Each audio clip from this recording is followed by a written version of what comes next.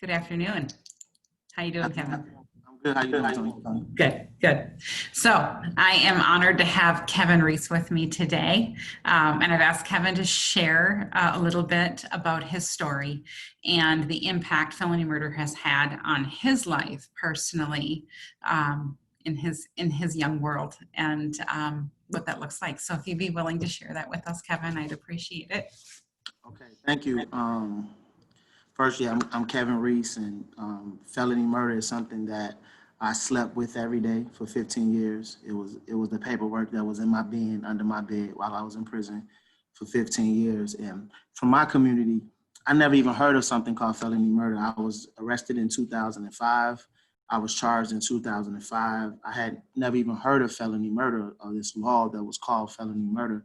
So when I was introduced to this law, felony murder, which meant life in prison, right? It was on the other side of felony murder is life in prison.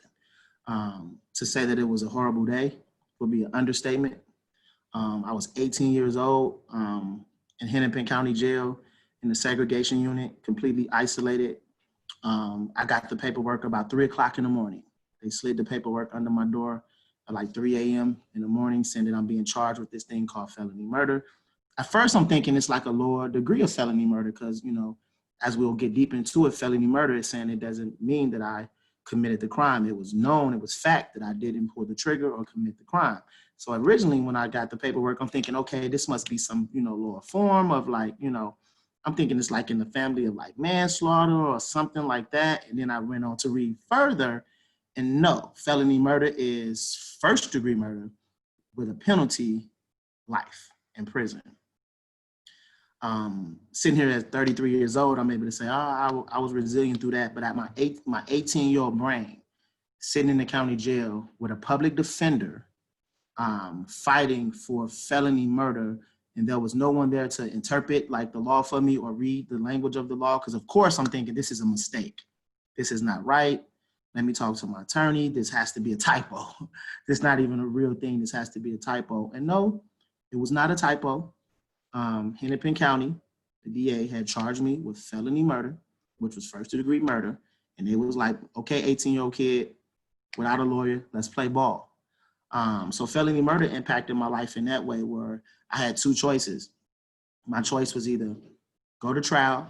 In a trial, according to felony murder, I wasn't going to win because the threshold to prove someone's guilt for felony murder is so low. Only thing they had to prove was that I was there, right? And it was no fact. I was never saying I wasn't there. I was saying I didn't do it. So only thing that they needed to prove was that I was there and that a felony was taking place. And that's all that they need to convince the jury of. And luckily enough, I had a grandma and family members and people around me that was able to tell me I had the one choice was go to trial and get life. And my other choice was take a plea for 22 years and go do 15 years in Minnesota correctional facilities. So felony murder impacted me where I took option 2 because I had a son that I wanted to get home to one day, right? And like I'm a survivor, and I was never disputing that what happened was wrong. I had to rationalize this in my 18-year-old brain. I had to like almost rationalize, okay, maybe somehow I deserve this. I had to literally say, well, and rationalize taking 22 years instead of getting life. So I took option 2. I took a plea bargain for 22 years. I went to Minnesota correctional facilities from 2005 all the way up into 2019. Where I spent from 18 to 32 years old, my entire adult life inside a prison with felony murder in my pocket and under my bed, there for that crime. So as a mom of somebody serving time under felony murder, and the conversations I've had with my daughter, I know one of those things that she has struggled with, especially in a facility, right? They want you to reckon with what you did, your criminal thinking, so that you don't repeat it when you get out, which big picture makes sense, except except for felony murder. So can you talk to me about what that looks like, is carrying this conviction, both inside? I don't know what that looks like inside. I know what it looks like for my daughter, but for you, what does that look like inside and now on the outside, right? Because you know, and I know, and anybody who knows you, an extraordinary self you are, we know you didn't do this. But there's a, you know, a big red M on your history. So can you talk to me about that? So first, inside, it sucked. There's no other way to like rationalize it. It sucked. It sucked every time the CEO say, if you don't like this, then don't come to jail, right? It sucks every time it's presented when you're like saying ouch to something. The answer to it is, well, if you don't like this, you shouldn't have came to jail. It sucks when you sleep at night. It sucks when you wake up and you have to like, again, go to rationalizing to yourself that I'm here for murder. But then yourself says, but you ain't kill nobody. But you have to go, you're still there. It's nothing you can do about it. There is nothing to change it. During my tenure, that's why I'm so, glad to be a part of this coalition that we're doing right now. There was no hope during those years when I was there. This felony murder was concrete. It was set in stone. It was what it was. It was the law of the land that I was literally held under. And all of the programs inside of the corrections facilities, like it's about cognitive, behavioral, criminality, all of that thinking. So you be in spaces where you have to lead with, I am Kevin, I'm a murderer, right? You have to lead with that, where I'm a murderer. And each time that I had to do that, I had to literally stuff a little bit of myself. I had to literally like eat like white supremacy. I had to like eat the lie when I'm knowing not only did I do it, it didn't supposed to happen. It wasn't the plan. Hell, I'm mad it happened. My family mad it happened. There was no victories for me. But each time that I had to lead with that, where I'm a murderer, it's really easy to get bitter, right? It's really easy to have a lot of distrust and disdain for the system in itself. And you kind of see like firsthand almost what it feels like to be. It's the closest you can get to being wrongfully convicted. It's almost being innocent, right? Like it's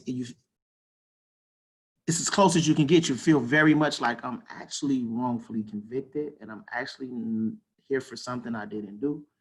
And it also feels very much like being kidnapped.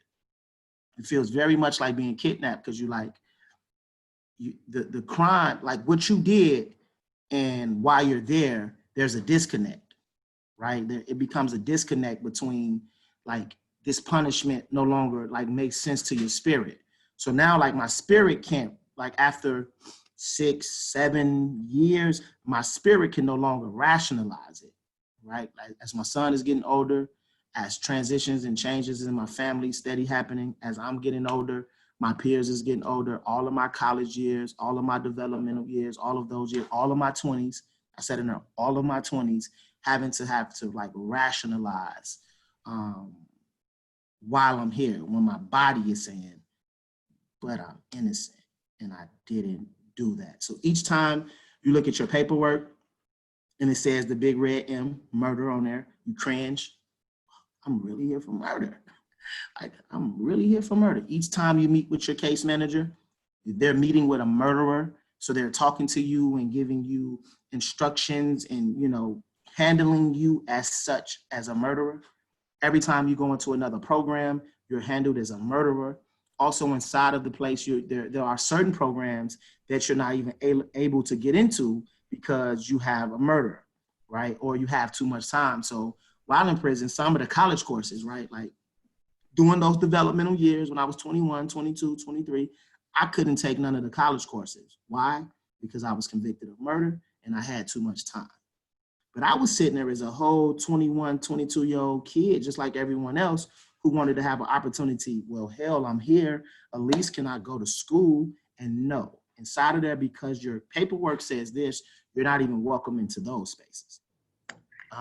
So how it shows up there is you're very much treated like a murderer, handled like a murderer. You have to move in lanes and space and carry that like as a murderer, while at the same time your spirit in your body knowing the truth. But I do not have blood on my hands. So it was difficult and it sucked to sum it all up. And now, and I know while you were in, you at some point made a shift in the use of your time, and you started becoming that leader, mentor, and just the gatherer, and you've such good use, and are, as I call you, a world changer. So tell those who are listening about what you did and where you're at now, kind of what you're doing. So absolutely. So part of one of the spaces that I came to that was very revealing for me was I learned that the human brain is not fully developed until you're like 25, 26. And then I was about 25, 26, and I woke up one day and I was like different. Like it didn't happen like overnight, but it was incremental. And I woke up one day and I was like, you know what? Although I'm about to miss these developmental years out in the community, but I still felt very much like a human. I still felt very much like someone who had something to contribute to my community, something to contribute to the people that was around me. I felt very much like someone who had something to offer to the world. So luckily enough, I was raised by people who taught me how to fight and taught me how to be resilient. So in the strength of that, while I was in prison, I began my own group. And this group was really based off of creating a space outside of any warden, any case manager, any correctional officer, anything, to use our free time on the free space to gather together. And what we would do, we would gather and we would talk about what got us in prison, what was keeping us in prison, and what is it that we can do to get out of prison and not only like do okay, but to still have our dreams. Because most of the people, and also most of the people who were at the table with me and who were building with me in that space, so many of them was also in prison for the same thing, felony murder. People who were in prison for long terms, long stretches in prison, who knows what it feels like to sort of be buried alive. And we were all like, but guess what? We're like artists, and we're like poets, and we're barbers, and we're carpenters, and we're fathers, and we're husbands, and we were so many other things versus the OID numbers that we were given. So on the strength of that, we would gather every week, and we would talk about these issues, and we would build on top of these issues about like, with the goal of how do we get back into the community and not only like be a part, but also to be an asset and to be pillars in the community. Because when they took us away, it's one of the things that they took away. They took away the natural roles of father, brother, uncle, husband, all of the things that I just noticed. And it was like, we're coming back for it. Like when we get out, we're coming back for all of those roles. So I spent my last 6 years in prison doing that work. And while I was in prison, I was introduced to another thing that before was just an abstract term, the term community. Community was just an abstract term. You hear community, you think of, actual structure, buildings, walls, houses, like community. I was introduced to community in a way of people. So I reached out to a nonprofit in South Minneapolis, Voices for Racial Justice, my dear friend and mentor, Vina Kay. I heard her on the radio and she was talking about social justice issues, racial justice issues. And at that time, I was buried alive. So anybody that even uttered criminal justice, mass incarceration, she didn't even finish her sentence before I was writing her a letter telling her that I was writing on behalf of a community of men, because there were so many amazing people in the community doing work to advocate around criminal justice and social justice work. And we were inside and we want to contribute. And I introduced us as a community of men who also wanted to contribute in the fight to end mass incarceration and to be able to create some equality and some racial justice in this country. And not only did she respond, she responded back. And I spent my last 6 years there being a prison justice organizer with Voices for Racial Justice. I was able to organize men and women in all prisons all across the state. We were able to do some really amazing and remarkable things. And the biggest thing that we were able to do was to change the way people see community. Instead of people inside of prison seeing community as them. Because you get in prison, you get isolated. It's easy to otherize even the community. Because, family love you, but it's only so much they can do. The community who's working on these issues, they don't know you. So you feel left out of that because you're very much an individual. You sleep in that cell by yourself at night. So you're like, no one's asking about you or talking about you. So it's very easy to turn the community into like other to them. You'll get to feel like they don't really know. They don't really know. So the biggest thing was that it shifted that. Over the years, hundreds and hundreds of amazing community organizers and leaders, both locally and nationally, supported our work, humanized us, said that we are working on these issues and these issues can't be done without y'all voices. These things happen and this can't happen without y'all contribution. What it did, it gave men a reason to live, a reason to exist. It actually confirmed what we thought. Oh, we do have value. Oh, we do have something to contribute. And that was the biggest takeaway, was how it shifted, how we see community. So I did that all the way up until my release, July 11th of 2019. And when I came home last year, July 11th, 2019, I started as Director of Criminal Justice, July 22nd, at Voices for Racial Justice, to continue this work. Because guess what? When I left, there were men who I shook their hands at the door, right? And I told them I wouldn't forget about them. And there were people who I know who didn't have access to community in the same capacity that I did. And I know what it had did for me. And I knew it was a really effective tool. So I was like, I want to be to them what the community has been to me, like a bridge. So since I've came home, I've continued that work of making sure that I honor the men and women who are still like suffering from mass incarceration every day. Been home for about over 13 months now. One of the things that I still do every day is still take calls from the men and women who are still currently incarcerated inside of the facilities, the Minnesota correctional facilities, even some people across the country. There's an amazing opportunity to get to meet you, Tony. Again, community is so powerful.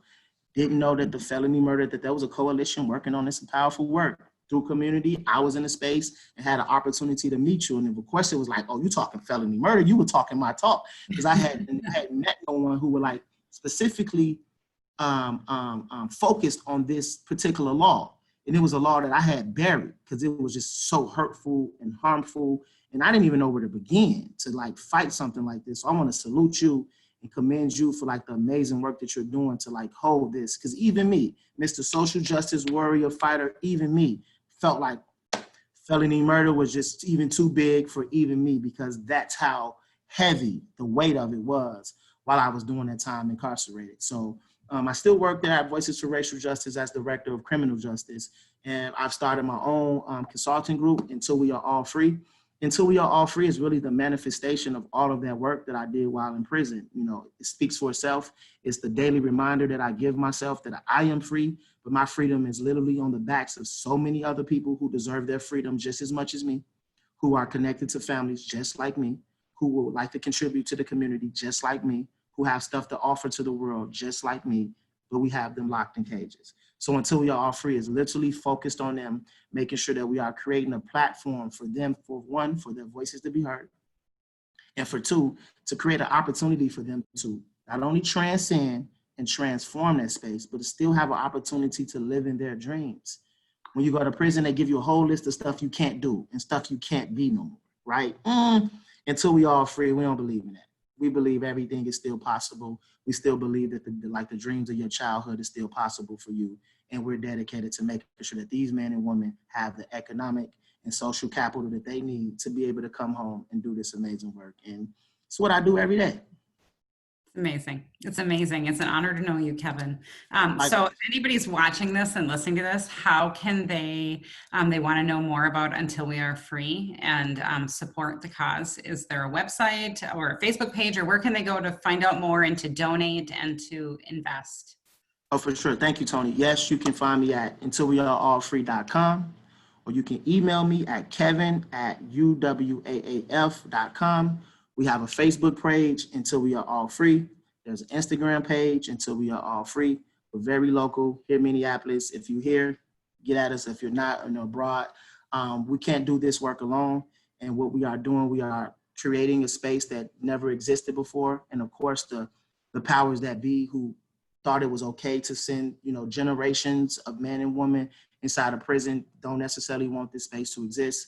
But there's so much goodness that exists out here in the world because of some of the men and women who have been released back into the community, who were taken away because of felony murder. So any support, any advocacy, anything that anyone can do, even if it's a good word, some encouragement to validate, some humanizing of the people, we absolutely need it, because right now, somewhere in this country, there are some man or some woman who is sitting in a cell, who's in there for felony murder, and all of their dreams and hopes is in their hands, in their throats, in their hearts.